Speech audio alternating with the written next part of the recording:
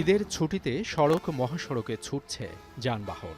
যাত্রীদের যেমন তাড়া দ্রুত বাড়ি ফেরার, তেমনি বাড়তি আয়ের আশা চালক মালিকদের। এই প্রতিযোগিতায় যুক্ত হয়েছে ফিটনেসবিহীন যানবাহন। এমন অসঙ্গতি সহ বারবার ওভারটেকিংয়ে প্রায়ই খুশির যাত্রা পরিণত হয় সব যাত্রায়।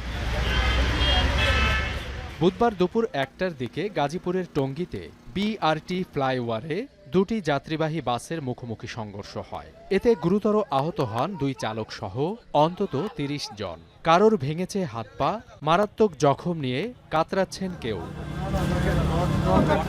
পুলিশ জানায়, রাজধানী থেকে ময়মনসিংহের দিকে যাচ্ছিল সোনিয়া পরিবহনের একটি বাস। টঙ্গীর চেরাগালী এলাকার বিআরটি ফ্লাইওভারে পৌঁছালে শেরপুর থেকে আসা অপর একটি বাসের সঙ্গে মুখোমুখি সংঘর্ষে এমন দুর্ঘটনা হয়। দুটো গাড়ি আহত হয়েছে যাত্রীরা, অনেকের হাতে কেটে গেছে, কপাল কাটছে, পাও কাটছে।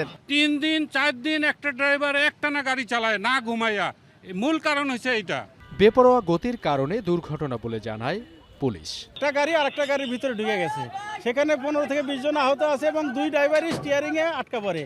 পরে ফায়ার সার্ভিস আইসা স্টিয়ারিং কাইটা দীর্ঘ ১.৫ ঘন্টা পর তাদেরকে এই ড্রাইভার দুইজনকে উদ্ধার করে, আর বাকি আহত সবাইকে হাসপাতালে পাঠানো হয়েছে। দুর্ঘটনার পরপরই ফ্লাইওভারের উপর নিচের সড়কে দেখা দেয় দীর্ঘ যানজট। প্রায় ২ ঘন্টা পর দুর্ঘটনা কবলিত বাস দুটি সরিয়ে নেয় ধীরে ধীরে স্বাভাবিক হয় যান চলাচল। এছাড়া ব্রাহ্মণবাড়িয়া, নাটোর ও ঝিনাইদহ সহ সারা দেশে সড়ক দুর্ঘটনায় নিহত হয়েছেন ১০ জনের বেশি।